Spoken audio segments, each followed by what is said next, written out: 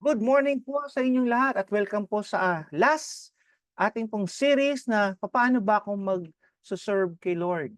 So sa umagang ito po, pag-asapan natin ito pong huli na kung saan ang ating pong Panginoon paglilingkod po niya ay naging faithful po siya, naging available po siya. Pangatlo po ay naging yung heart niya, merong heart of gratitude, nagpapasalamat siya. At ang pang-apat po, ito po ay pagiging generous ng ating Panginoon. So yan po yung gagayahin po natin sa pagsaserve sa Lord. Paano tayo magiging generous? Tingnan po natin ng 2 Corinthians 8:9. You know the generous grace of our Lord Jesus Christ. Masyadong generous ang ating Panginoong Jesus. Though He was rich, yet for your sake, He became poor, so that by His poverty, He could make you rich. Sulitin po natin ang sinabi dito, no? You know the generous grace of our Lord Jesus Christ, though He was rich. Mayaman po ang Panginoon. He created everything. He created everything. Pero for your sake, for my sake, for your sake, He became poor. Alam naman po natin ang kwento nung siya po ay pumunta rito sa lupa, hindi po siya sa hotel pinanganak, pero doon po siya sa sabsaban pinanganak. Kaya nga po, because of that, pinakita niya yung generosity niya. He became poor for us so that in His poverty, He could make you rich. He could make me rich. Saan po ba yan? Pinagyaman tayo, hindi lamang po sa material na bagay. Lahat ng aspeto ng ating pangangailangan, body, soul, and spirit, tayo po ay pagyayamanin ng Panginoon. Hallelujah! Hallelujah! At dahil nga po dyan, dapat maging generous din tayo. Matutunan natin maging yung generosity. Romans 3:24 sabi dito, out of sheer generosity, God put us in right standing with Himself. Yan, pinakita uli sa Romans 3:24, out of His generosity, God's generosity. Nagkaroon tayo ng tamang standard para makaharap tayo sa ating Panginoon. Ito daw po ay isang regalo. It is a pure gift. Regalo ng Diyos. He got us out of the mess where we in and restored us to where He always wanted us to be. Ang Diyos nang gumawa ng paraan, kapatid. Ang Diyos nang gumawa ng paraan para tayo ay magkaroon ng tamang hakbangin, tamang standard patungo sa ating Panginoon. Regalo 'to ng Diyos. And He did it by means of Jesus Christ. Ibinigay niya, ganyan ang pag-ibig ng Panginoon, ibinigay niya ang kanyang kaisa-isang anak, ang kanyang bugtong na anak sa Panginoong Hesukristo. Out of generosity po yan, mga kasama. Because mahal niya po kayo. Mahal niya po tayong lahat na nandito sa mundong to. Alam niyo po ba, ang pagbibigay po ay hindi lamang 'to obligasyon, hindi po 'yan obligasyon. Alam niyo po, puwede kayo magbigay. Anything puwede kayong magbigay na kahit walang pagmamahal. Puwede kayong maglimos, walang pagmamahal. Puwede kayong mag-donate, walang pagmamahal. Pero alam niyo po ba, 'pag kayo ay nagmamahal, hindi kayo puwedeng hindi magbigay. You can give without loving, but you cannot love without giving. Ang lahat ng tao, simula nung bata pa ako hanggang ngayon, may edad na po ako, nakakita ko 'pag ang tao nagmamahal, kaya niyang gawin ang lahat dahil dun sa mahal niya. Kung kayo po at ako, lahat po tayo nananampalataya sa Panginoon, gayon na lamang ang pagmamahal din natin sa ating Diyos, sa ating Panginoong Hesus. Hindi pa puwedeng hindi tayo magbigay.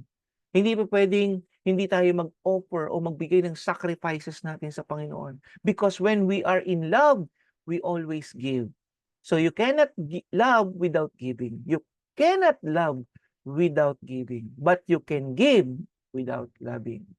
2 Corinthians 9:13 sabi dito, you will be glorifying God through your generous gifts. Ano ba yung kasi akala ng iba ang mga mayayaman lamang po may kapasidad na magbigay. Hindi po.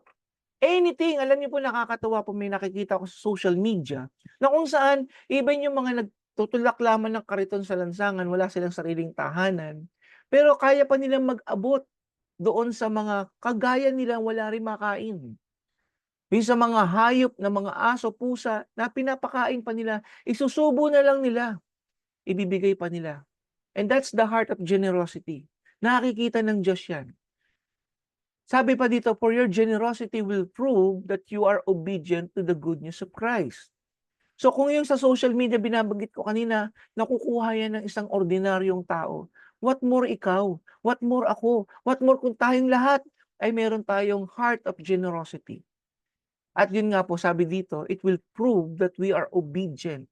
to God's word.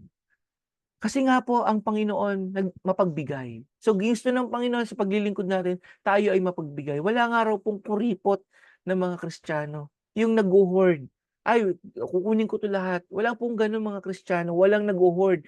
Lahat, bukas palad na nagbibigay. In fact, meron akong nabasa sa salita ng Panginoon na kung saan meron pa nga doon sa Book of Acts na ang sabi doon, pinagbenta nila ang kanilang mga arian at ibinigay yung kanilang mga pinagbentahan doon sa mga nangangailangan para wala ng mga ilangan doon sa mga kapatiran. So alam niyo po 'yun, kung ano man ang antas natin, we can share, we can give to other people. 2 Corinthians 9:11 sabi dito, "You will be enriched in every way so you can be generous on every occasion." Pagyayamanin ka ng Panginoon. Akala po natin tayo ay merong darating na mga bonuses o 13-month pay o ano mga blessing na yan kaliwa't kanan. Hindi yan para sa atin, hindi tayo bibili ng kung ano ng mga luxurious thing. Para yan ay, pinapagyaman tayo ng Panginoon para daw meron tayong pag may madudukot tayo para ibigay din sa iba. Walang masama bumili ka ng mga bagay na yung gusto ng puso mo, na mamahalin, walang masama diyan. Pero tandaan mo hindi yan para sa'yo lamang. Yan ay binigay ng Panginoon, yang blessing na yan, yang mga rewards mong yan, para daw i-share sa iba. Maging sensitive lamang po tayo in order for us to serve like Christ. Sensitive tayo sa needs ng ating kapwa. Sensitive tayo sa needs lalo na sa mga kapatiran. Because not everyone, kung tingnan niyo po, hindi naman pare-pareho itsura ng daliri natin. Not everyone ay maliit, hililiit. Not everyone, ito mataba, 'di ba? Yung maliit na ganito. Merong iba pang sizes. May ibang itsura ang ating daliri. Ganyan din sa ating mga kasamahan sa pananampalataya. May mayayaman, may mahihirap, may malakas, at may mahina. So ano man yung kailangan ng kapwa po natin, maging sensitive po tayo. Kaya nga po doon, 'di ba nga, hindi ka puwedeng maging available kung wala kang wala kang compassion sa iba. Hindi ka magkakaroon ng time to serve God kung wala kang compassion sa iba. So if wala ka ring mararamdamang compassion sa kapwa mo kung hindi ka nagmamahal. Amen. In Hebrews 6:10, ang sabi dito, "He will not forget how hard you have worked for Him and how you have shown your love to Him by caring for other Christian." Hindi nakakalimutan ng Panginoon yung mga bagay na ginawa mo. Hindi nakakalimutan ng Panginoon yung mga hirap na pinagdaanan mo para lang sa pangangalaga ng ibang tao. Ulitin po natin, He will never forget how hard you have worked for Him and how you have shown your love to Him by caring, pangangalaga, pag-aaruga for other Christians. Yun ang gusto ng Panginoon. Yun ang puso ng ating Panginoon.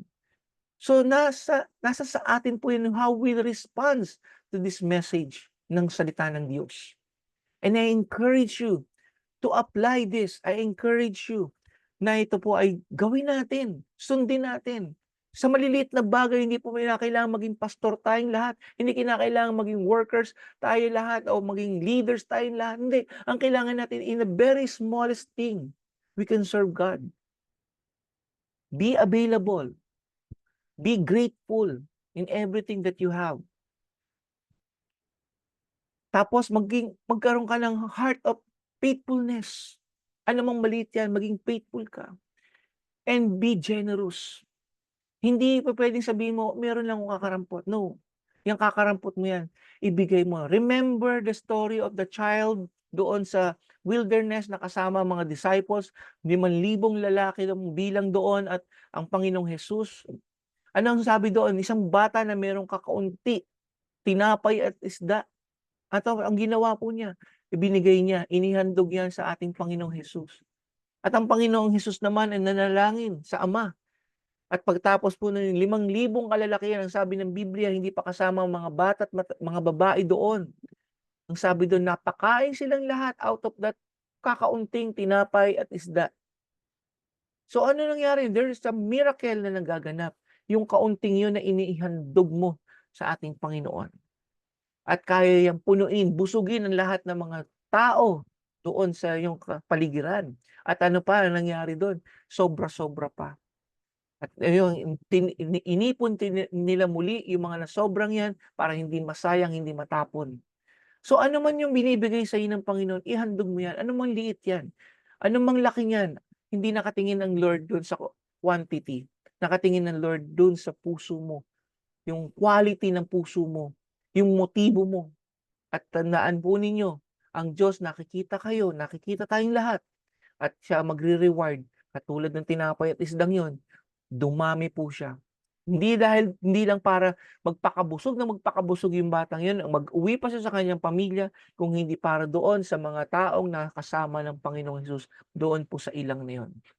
Mga kasama, mga kapatid, sa paglilingkod po natin katulad ng Panginoong Hesus, hindi po yung pasikatan po tayo. Hindi po yung kailangan maging magaling tayo.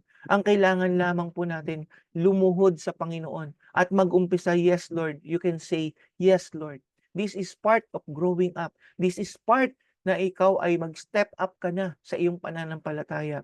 Maybe you are more than years sa inyong pong pananampalataya, but today is a time for you to stand up, grow up, and start to serve God like Jesus did. Hallelujah. So I hope na-encourage ko po kayo. I hope this message of the Lord ay patuloy po ninyong i-apply sa inyong mga buhay, and I believe mangyayari po ang transformation po nating lahat. So God bless you. Manalangin po tayo. Salamat po, Panginoon, sa series na ito na inyo pong binigay po sa amin. Salamat po, tinuruan nyo kami in the very smallest thing, Lord God, how to serve you, Lord God. Ikaw yun na po, Panginoon, ang magpalago nito, Panginoon. And we pray na yung magkaroon ng puso ng generosity ang bawat mga anak po ninyo. Puso na maging tapat, Panginoon. Puso, Lord God, na lagi nagpapasalamat at grateful sa iyo, God. Puso, Panginoon, na magsasabi, Lord, I am available. Kaya po, Lord, thank you so much for this series of teaching that you have given us in the name of Jesus Christ. Amen. So, kita-kita tayo muli sa susunod, so panibagong series naman po na ibibigay sa atin ng Panginoon. So, God bless you all.